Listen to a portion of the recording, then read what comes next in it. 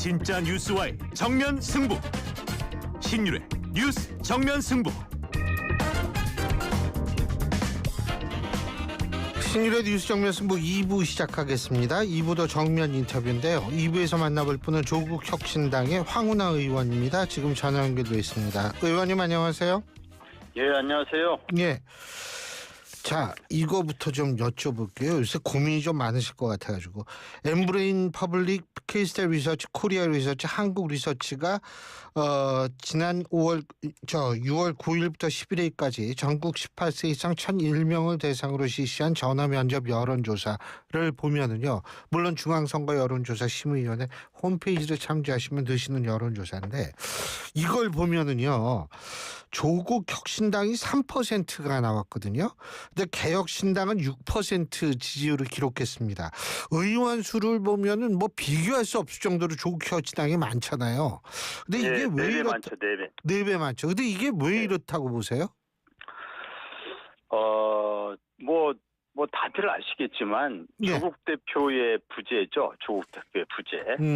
조국 혁신당은 조국 대표라고 하는 그런 조국 혁신당 지지자들로부터 압도적인 지지를 받는 예. 그런 조국 혁신당의 상징인 그 조국 대표가 있었는데 그게 조국 대표가 계실 때는 지지율이 그보다 훨씬 높았거든요. 예. 많게는 한 14%였고 예. 그게 많이 떨어질 때가 한 7% 떨어졌었고 예. 그런데 조국 대표가 지난 12월 이제 수감되면서 당의 구심점이 사라진 거죠. 그래서 당의 구심점 또는 상징성 이것이 이제 사라지고 이제 당을 이끌어가는 리더십이 없는 것처럼 이렇게 보일 것 같고요. 예. 거기에다가 이번에 대선에서 조국 혁신당은 이번 대선은 내란 종식이라는 시대 정신 그것의 그 시대 정신 구현을 위해서는 민주당의 후보, 당시는 이재명 후보가 가장 유력한 후보였는데 민주당의 후보를 지지하고 우리 조국 혁신당 후보를 내지 않는 것이 좋겠다라고 이렇게 결론을 내리고 후보를 내지 않았거든요. 그러다 보니까 이제 대선 전국에서 존재감이 몹시 미미했죠. 그 개혁신당은 이제 이준석 후보가 후보로 나서서 개혁신당의 존재감이 이제 드러났는데 비해서 조국 혁신당은 이제 존재감을 드러내지 못했죠. 조국 대표의 부재, 그 다음에 대선 전국에서 후보를 내지 않은 그런 결정에 따른 후유증, 이것이 나타나서 조국 혁신당이 굉장히 낮은 지지율을 보이고 있고, 이후에 이제 지지율 만회를 위한 여러 가지 노력을 해야 합니다. 예. 근데 그 일각에서는 그 민주당에 비해서 좀 독자적인 의제 설정 같은 것들을 좀 보이면은 좀 나아질 수 있지 않을까라는 얘기도 하는데 어떻게 보세요? 그 말씀도 일리가 있죠. 이제 이재명 정부가 출범했지 않습니까? 조국 혁신당은 야당이죠. 지금은 정부에 참여하고 있는 또는 우리 당 소속으로 대통령을 배출한 게 아니기 때문에 야당이죠. 다만 이제 민주당의 굉장히 우호적인 집권 여당의 우호적인 우당적인 동지적 관계를 갖고 있는 야당이죠. 그래서 민주당이 할 수 없는 역할, 집권 여당이 할 수 없는 역할, 차별화된 야당의 색깔을 드러내야 됩니다. 이전에도 그 색깔을 드러냈기 때문에 과거 14%까지 지지율이 올랐었거든요. 그게 바로 민주당이 망설일 때, 민주당이 그 덩치가 큰 170석의 정당이다 보니까 움직임이 굉장히 둔하고 그리고 의사결정이 좀 예리하지 못하고 이런 때 조국 혁신당이 굉장히 빠르고 선명하게 차별성을 보였거든요. 그것 때문에 조국 혁신당의 지지자들이 환호하고 14%, 15%에 육박하는 그런 지지율을 유지한 적이 있었죠. 이제 바로 민주당과의 차별성 때문에 그런 지지율이 유지됐던 것이거든요. 지금 대선 과정에서 민주당을 도와주는 관계 수준에서 조국혁신당의 포지션이 위치하다 보니까 뭐 도무지 그 차별성이 없는 거 아닙니까? 예. 그러니까 존재감이 극히 미미하고 차별성이 없다 보니까 어쩔 수 없는 그런 지지율 하락을 맞이할 수밖에 없었는데 예. 이후에는 이제 차별성을 드러내야죠. 예컨대 이제 곧 인사청문회가 있고 예. 지금 뭐 여러 뭐 인사청문회 대상이 아닌 분들도 속속 이렇게 임명되고 있지 않습니까? 예. 예컨대 청와대의 뭐 수석비서관들이라든지 이런 분들이 임명되고 있는데 이런 과정에서 조국신당이 분명하게 반대 의견을 밝혀야 될 대상이었으면 명확하게 반대 의견을 밝혀야죠. 지금 반대 의견을 밝혀야 될 대상은 대충 누구라고 보십니까? 뭐 저는 이전에도 뭐 말씀을 드렸지만 오광수 수석이요? 오광수 수석은 제가 명확하게 반대 입장을 예. 밝혔죠. 예. 명확하게 반대 입장을 밝혔는데 임명이 됐기 때문에 예. 임명된 상황에서 계속 뭐 반대하는 것은 의미가 없지 않습니까? 뭐 인사청문회 대상도 아니고 그래서 이왕 임명이 됐으니 민정수석으로서의 역할을 잘 수행을 해서 민정수석의 최대 과제인 검찰 개혁을 잘 좀 마무리해달라. 그리고 인사검증도 좀 신속하게 지금 인사검증할 대상이 무지무지하게 많은데 예. 그 업무가 빨리빨리 진행이 돼야 되기 때문에 예. 인사검증 업무를 효율적이고 또 신속하고 또 정확하게 좀 해달라 이런 당부를 드리긴 했는데 뭐 최근에 또 의혹이 좀 등장했더라고요. 뭐요? 그래서 그 차명 대출. 예. 오광수 수석의 의혹이 뭐 두 가지 이렇게 등장했지 않습니까? 그게 과거 검사 시절 의혹이던데 그 아내의 부동산을 차명으로 관리한 혐의, 예. 또 10억 원대의 차명 대출을 받은 예. 의혹, 이 두 가지가 있거든요. 예. 이 두 가지가 이제 보도가 됐죠. 예. 이 비리 의혹들을 민정수석의 기능 중에는 이제 검찰개혁, 검찰, 경찰, 국정원, 감사원 등 이른바 권력기관의 고위직 인사를 지휘하는 사정기관 컨트롤 타워가 민정수석이잖아요. 예. 그리고 또 인사 검증을 하는 그런 기능이 민정수석의 가장 핵심적인 기능 중에 하나인데 사정기관을 컨트롤하는 사람이 이 수사 대상이 되거나 감찰 대상이 되는 비위 사실을 본인이 가지고 있다. 또는 그 인사 검증 과정에서 이 정도의 비리 의혹이라면 인사 검증에서 탈락될 사유다. 여기에 해당이 된다면 이 자리에 있으면 안 되죠. 그래서 이 부분이 그 정도 사유에 해당되는지는 제가 사실관계를 정확하게 확인할 수 있는 위치에 있지 않아가지고 잘 모르겠습니다. 그러나 그거는 민정수석실에서 충분히 확인할 수 있거든요. 민정수석실에서 고위직 인사 검증 과정에서 수많은 그 체크리스트를 작성을 하는데 거기에서 지금 보도된 그런 그 비리 의혹들 이것이 사실로 확인이 된다면 이것이 배제 사유에 해당되는가 부적격 사유에 해당이 되는가는 민정수석실 누구보다 잘 알 겁니다. 거기에 해당이 된다면 이 자리에 있어서는 안 되죠. 자, 그리고 아까 당의 구심점이 사라졌다 이 말씀하셨는데요. 그죠? 네. 그 조국 전 장관 지금 뭐 민주당 내에서도 사면 얘기가 나오는 모양인데 사면 될 거라고 보십니까? 민주당에서 그 중진 의원이신 뭐 박지원 의원님이나 정성호 의원도 의원님이나 이런 분들이 말씀해 주셔서 정말 정치 오래 하신 분들의 그런 관록에 대해서 다시 한번 정말 감사 말씀드리고 그러니까 정확하게 말씀해 주신 데 대해서 감사 말씀드리고 민주당 내 일각에서는 또 민주당이 지금 정권 초기에 사면을 언급하는 적절치 않다 이런 의견들도 또 나오더라고요. 예.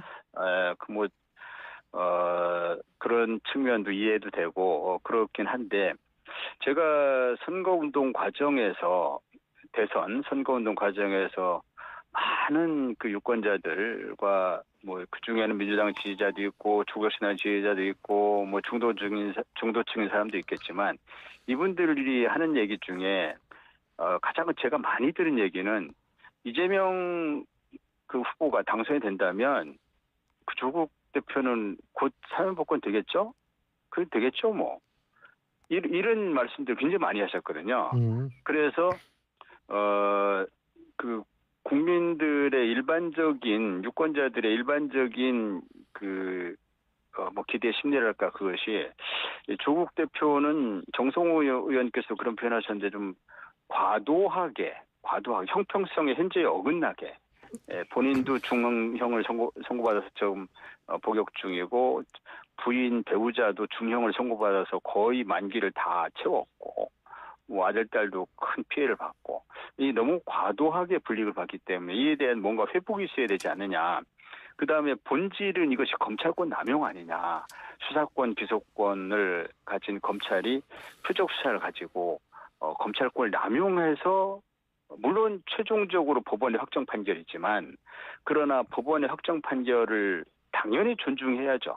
그렇지만 법원의 확정 판결이 항상 모든 것을 다 고려해서 국민들의 법 정서 등에 가장 잘 맞는 판결을 정확하게 한다라고만 볼 수는 없거든요. 그런 것을 사후적으로 좀 바로잡아주기 위한 것이 대통령의 사면권이거든요. 이것이 바로 사면권의 대상이 되는 거 아니냐 이렇게 보는 것이죠. 그래서 국민들의 뭐 제가 뭐 다 국민들 다만 모든 분들의 의견을 들은 건 아니지만 많은 분들께서 이재명 대통령이 당선됐으니 조국 대표는 곧 사면복권 돼야 되는 거 아닌가. 또 윤석열이 집권한 과정이 사실은 조국 당시 법무장관에 대한 그 표적 수사 조국 일가 사냥에서부터 시작이 됐던 거 아니냐. 그때부터 윤석열 대권 프로젝트가 가동이 됐고 그때부터 윤석열의 연성 쿠데타가 시작된 거 아니냐. 그래서 조국 일가의 사냥을 시작으로 조국 일가의 어떤 그 검찰권 남용에 대한 피해 뭐 이거를 딛고 그 집권한 윤석열이 결국은 집권 3년도 안 돼가지고 탄핵됐지 않습니까? 그러면은 그 연성 쿠데타 과정에서 피해를 본 사람은 사면복권되는 것이 순리 아닌가 이렇게 보는 것이죠. 지금 맨 처음에 과도했다라는 표현을 쓰시고 지금은 피해를 봤다라는 표현을 쓰셨어요. 그죠? 네. 근데 이게 두 개가 논리적인 부정합이 없나요? 과도했다라는 건 죄는 있기는 있다. 라는 식으로 사람들이 받아들일 수 있고요. 피해를 봤다라는 거는 이게 좀 그 죄라는 측면이 어떻게 되나 이런 생각하는데 그거 조금 설명해 주시겠어요? 네. 이제 검찰권 오남용으로 인한 피해다 이렇게 제가 말씀을 드렸고요. 네, 검찰권 이제 수사권이나 기소권의 남용, 표적 수사, 먼지털이 수사 이런 것을 보통 그 검찰권 남용이라고 부르지 않습니까? 그러면은 표적 수사, 먼지털이 수사를 그랬을지언정 사법부에서 볼 때 이거 증거로 유죄 판결할 수밖에 없네? 이렇게 판단할 수밖에 없는 게 있거든요. 그런데 여기에서 또 양형 문제가 있습니다.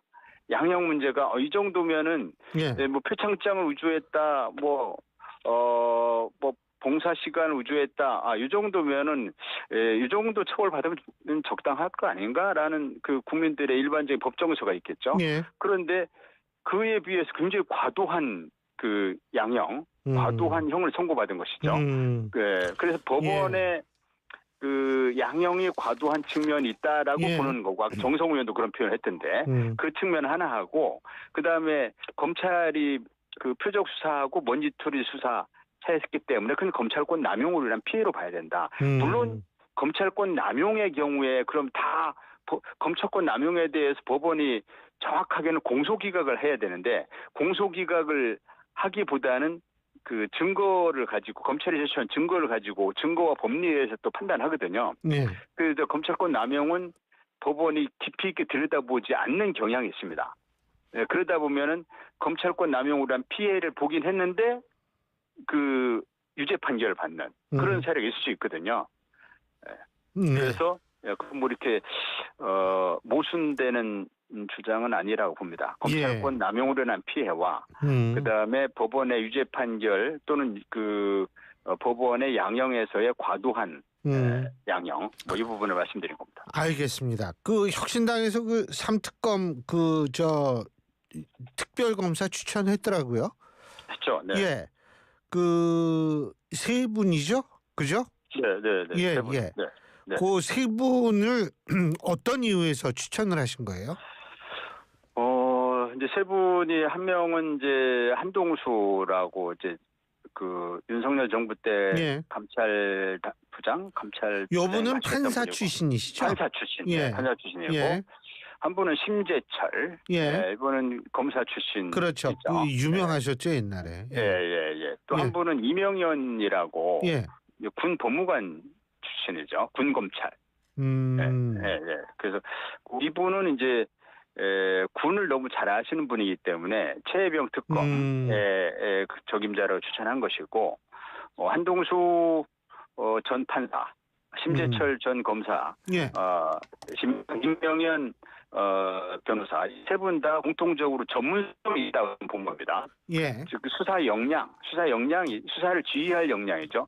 수사를 지휘할 역량이 충분하다. 이 특검이 지금 그 무려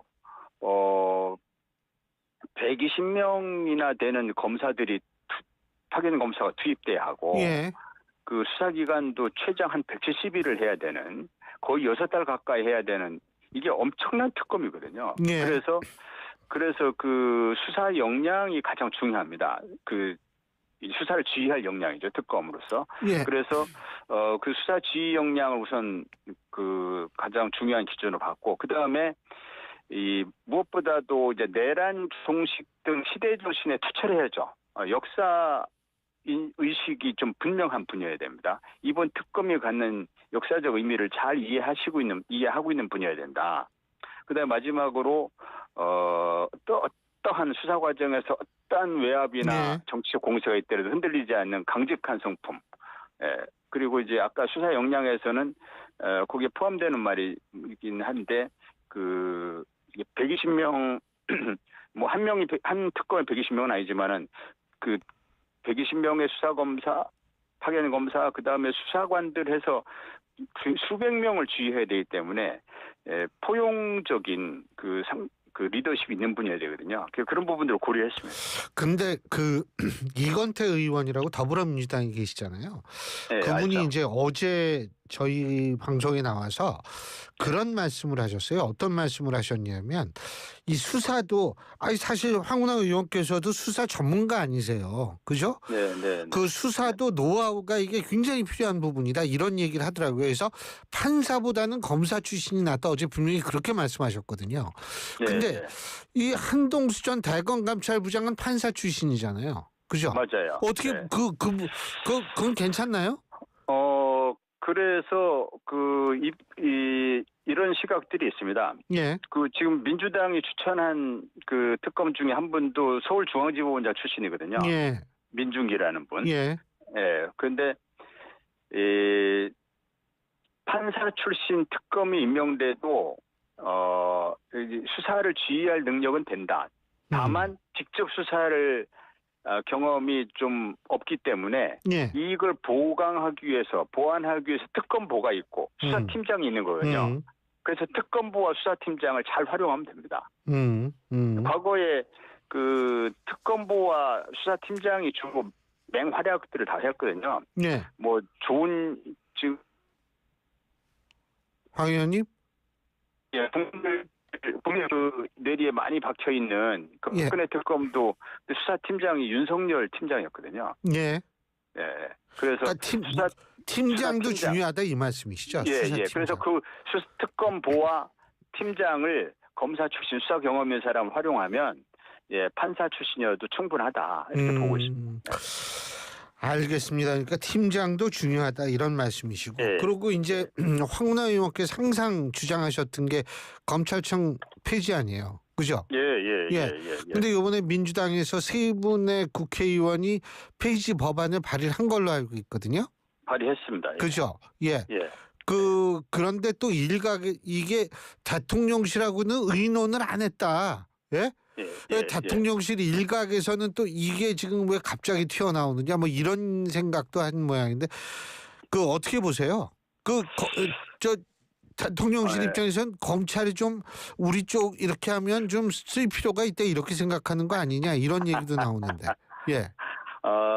이제 그 민주당이 발의한 법안은 이제 이재명 예. 그 대통령께서 민주당의 대표로 계실 때, 그때 그 당내에서 이미 마련됐던 법안입니다. 예. 충분히 내용을 알고 계시고 또 그런 내용에 동의하시기 때문에 수사 기소 이 내용을 주로 한마디의 키워드로 표현하면 수사기소 분리거든요. 예. 수사기소 분리를 이번에 대선에서 공약을 하셨거든요. 예. 그래서 이 부분에 대해서 이제 타이밍은 언제 법을 통과시키냐 타이밍은 이제 국회에 맡긴 즉 국회에 맡기시는 걸로 저는 알고 있고 다만 대통령께서 지금 하실 일이 산적한데 예. 그 민생 회복, 경제 회복 해서 하실 일이 산적한데 예. 검찰개혁 법안을 그 민주당과 여당과 협의해서 이거 빨리빨리 처리하자 이걸 말씀하시는 거는 그게 좀 적절치 않을 수 있거든요. 그래서 예. 민주당이 알아서 해야죠. 알아서 하고 예. 대통령의 뜻이 어긋나지 않을 것이다라고 보고 알아서 하고 예. 실제로 어긋나지 않는 것으로 알고 있고